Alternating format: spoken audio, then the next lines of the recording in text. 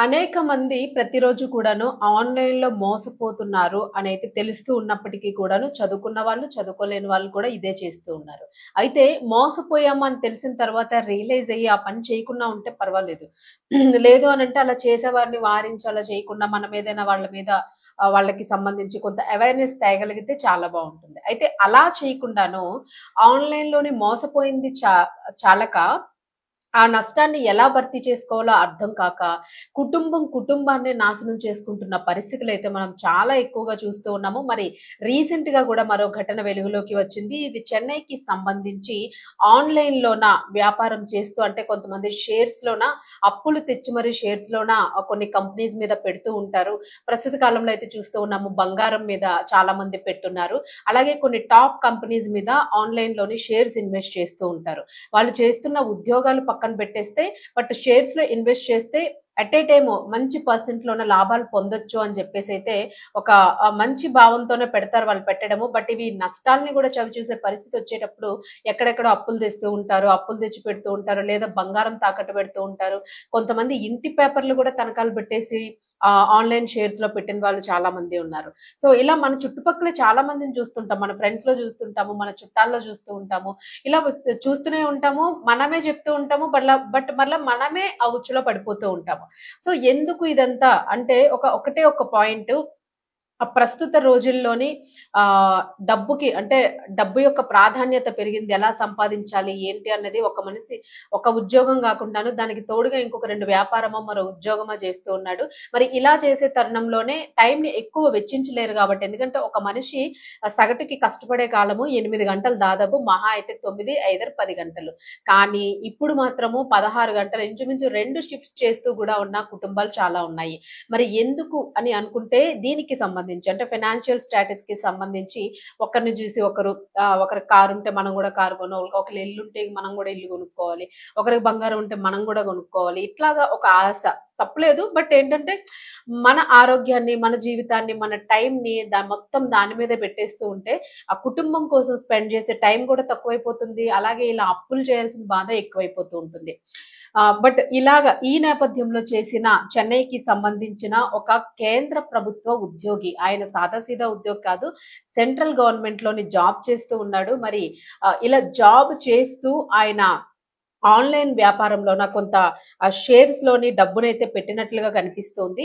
మరి దీనికి సంబంధించి నష్టం రావడంతోనే ఇంకా డబ్బు రికవరీ అవ్వదు, నష్టపోయాము అని తెలిసిన తర్వాత దానికి సంబంధించి ఇంట్లో గూడా డిస్కషన్ జరిగి ఒత్తిడి పెరగడంతోని దాన్ని ఏం చేయాలో అర్థం గాక కుటుంబం ఒకవేళ రోడ్డున పడుతుంది అని అనుకున్నాడో, లేకపోతే ఇంకా అసలు తను ఏ రకంగా ఆలోచించాడో దీన్ని ఎలా తీసుకొని ఆలోచించి ఆ టైంకలా తన మైండ్‌సెట్ మార్చుకున్నాడు అన్నదైతే మాత్రము ఆహ్, ఇప్పుడు మీకు చెప్పబోయే విషయంలోన అసలు మనకి ఆయనకే తెలియాలది. లేదు ఐదర్ భార్యకి తెలియాలి. ఆవిడ పరిస్థితిని వెల్లడించే స్థితిలో గూడా లేరు అన్నట్లుగా తెలుస్తూ ఉంది. సో, ఈయనేంటంటే ప్రభుత్వ అకౌంటింగ్ సెంట్రల్ అకౌంట్ దానిలోని సీనియర్‌గా ఆడిటర్‌గా పనిచేస్తూ ఉన్నాడు. అకౌంటింగ్ కార్యాలయంలో సీనియర్ ఆడిటర్‌గా పనిచేస్తున్నారు. అలాగే ఆయన భార్య నివేదిత పెరంబూర్‌లో దక్షిణ రైల్వే లోకో కార్యాలయంలో అధికారిగా పనిచేస్తున్నట్లుగా మనకైతే సమాచారం ఉంది. అన్నానగర్ చెన్నైలోని అన్నానగర్ 18వ మెయిన్ రోడ్‌లో అపార్ట్మెంట్‌లో నివసిస్తూ ఉన్నారు. ఆ పేరు నవీన్ కన్నాను. 38 సంవత్సరాలు చాలా చిన్న ఏజెస్. తేనాంపేటలో కేంద్ర ప్రభుత్వం అకౌంటింగ్ కార్యాలయంలో సీనియర్ ఆడిటర్‌గా పనిచేస్తున్నారు. అలాగే అతని భార్య నివేదిత 34 సంవత్సరాలు. ఆవిడ కూడా సెంట్రల్ రైల్వేస్‌లోని లోకో కార్యాలయంలో అధికారిగా పనిచేస్తున్నారు. సో, ఇద్దరివి కూడా చాలా మంచి వృత్తులు. ఇద్దరు కూడా సెంట్రల్ గవర్నమెంట్ ఎంప్లాయీస్. చక్కగా ఒక చిన్న కుమారుడున్నాడు. 7 ఏళ్ల కుమారుడు. హ్యాపీగా బతకాల్సిన వాళ్ళు అనవసరంగా అంటే చాలా మందికి ఇది అత్యాస అనే పదం వాడుతూ ఉంటే బాధగా అనిపించొచ్చు. బట్ ఇంత మంచి ఉద్యోగాలుండి అసలు తిండికి పిడికెడు 4 వేళ్ళు నోట్లోకసలు వెళ్ళలేని పూట పస్తులున్న కుటుంబాలు గూడా చాలా మంది ఈరోజు ధైర్యంగా ముందడుగేసి బ్రతుకుతూ ఉన్నారు. బ్రతికించుకోవడానికి ప్రయత్నం చేస్తూ ఉన్నారు. బట్ ఇలా ఏదైతే ఉద్యోగాలుండి, చదువుండి అన్నీ తెలిసిన వాళ్ళు ఇలా ఆత్మహత్యలు చేసుకుంటూ, హత్యలు చేస్తూ ఇలాంటి ఉదంతాలకి పాల్పడుతున్న ఘటనలైతే కనిపిస్తూ ఉన్నాయి.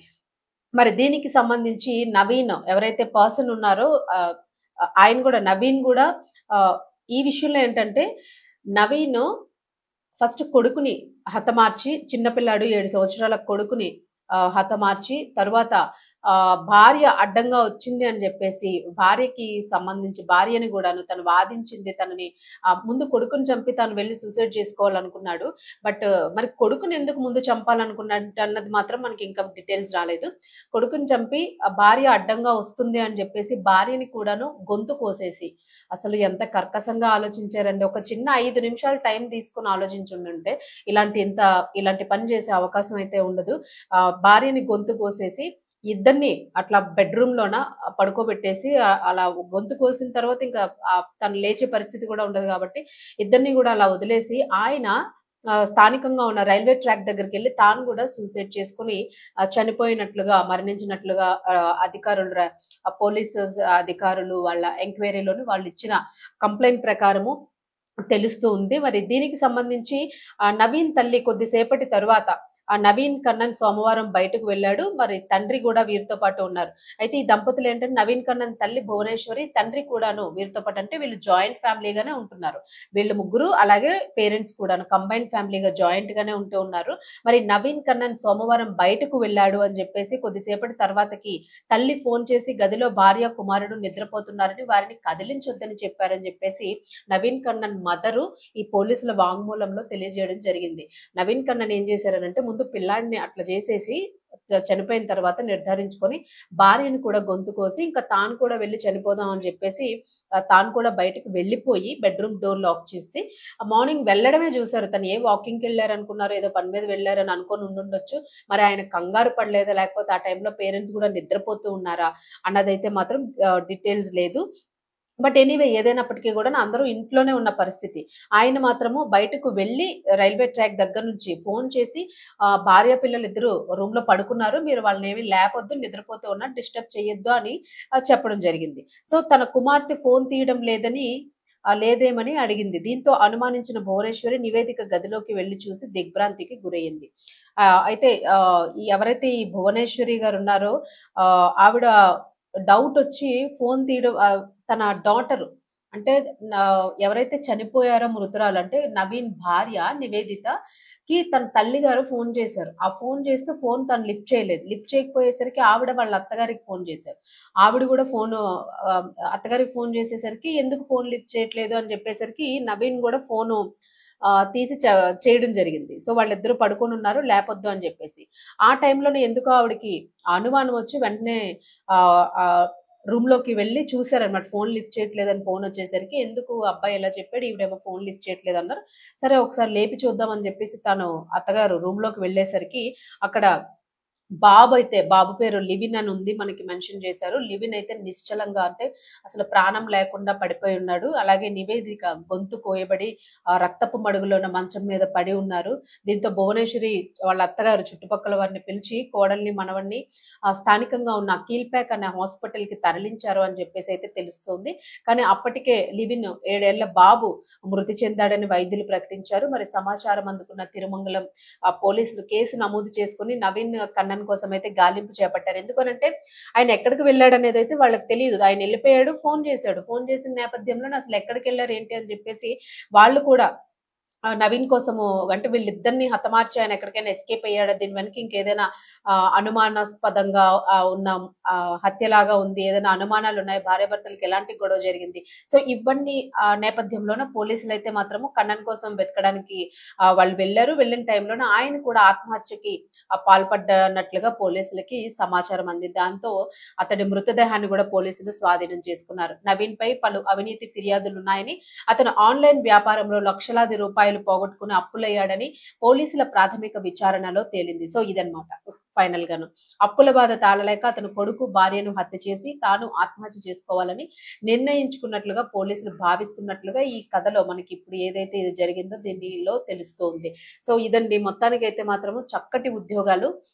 మరి ఏవో నవీన్ కి సంబంధించి ఏవో కొన్ని అవినీతి ఫిర్యాదులు ఉన్నాయని చెప్పేసి పోలీసుల వాంగ్మూలంలో తేలినట్లుగా తెలుస్తోంది. మరి ఈ ఫిర్యాదులకి సంబంధించి ఆయన ఏమైనా ఇంకా వాటిని మేకప్ చేసుకోవాలనుకున్నారా, వాళ్ళని మేకోవర్ చేసుకోవడానికి ఇంకేమైనా అప్పులు బయట నుంచి చేశారా, అలాగే ఆన్లైన్ కి సంబంధించి కూడా ఈ బెట్టింగ్స్ కానీ, అలాగే షేర్స్‌లో గాని డబ్బులు పెట్టి డబుల్ అమౌంట్స్ వస్తే వాళ్ళకి అప్పులు వాళ్ళకి తీర్చేయొచ్చు. లేదా తనకి ఇంకే రకంగైన ఉపయోగపడుతుంది అని జెప్పేసి అనుకున్నాడు. మొత్తానికి ఏదైనా కూడాను కేసంతా గూడా ఒక క్లమ్జీగా ఉన్నట్టుగా కనిపిస్తుంది.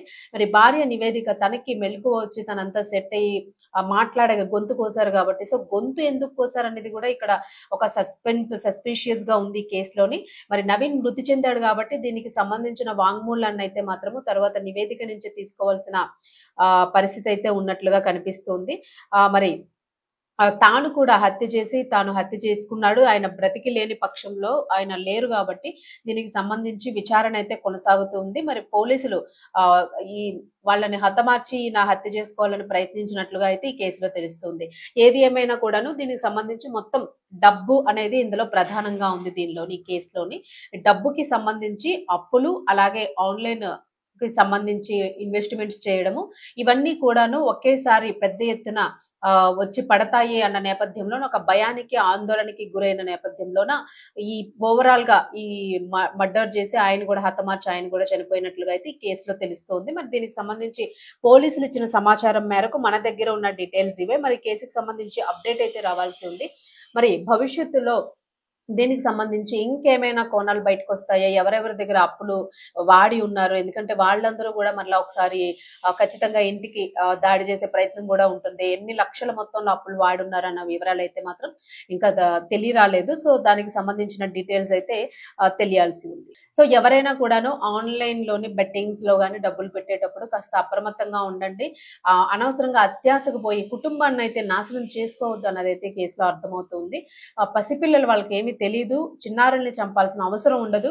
ఒకవేళ మీకు ఏదైనా ఇలాంటి ఇబ్బంది అనిపిస్తే, అప్పులు తీర్చలేం, లేపోతే ఇంకోటి అనిపిస్తే ఎక్కడికైనా వెళ్లి తలదాచుకొని తర్వాత మీరు పోలీసులకి సమాచారాన్ని అందించి మీకు మీరుగా లొంగిపోయి ఇట్లాంటివేమైనా జరిగితే కేసుకి శిక్ష తక్కువ పడే అవకాశం ఉంటుంది అని జెప్పేసైతే మాత్రము మానసిక నిపుణులు హెచ్చరిస్తూ ఉన్నారు. సో, దీనికి సంబంధించి అసలు ఇలాంటి వాటి జోలికే పోవద్దని హెచ్చరిస్తూ ఉన్నారు. సో, తస్మాత్ జాగ్రత్త అని చెప్తూ ఉన్నారు. సో, బీ కేర్‌ఫుల్, ప్రతి ఒక్కరు గూడా ఈ విషయాల్లో జాగ్రత్తగా ఉంటే మంచిది అని హెచ్చరిస్తున్నారు. సో, మరి దాన్ని పాజిటివ్‌గా తీసుకోగలిగితే మంచిది. మరి ఎందుకంటే రోజు రోజుకి కూడా ఈ కేసెస్ ఎక్కువైపోతూ ఉన్నాయి. మానసికంగా దృఢంగా ఉండడం ఇందులో చాలా మెయిన్ కాన్సెప్ట్. అలాగే ఫినాన్షియల్ గాను తలకు మించిన భారాన్ని మోపుకోకుండా జాగ్రత్త పడడం కూడా మంచిది అని చెప్పేసి అయితే నిపుణులు హెచ్చరిస్తూ ఉన్నారు.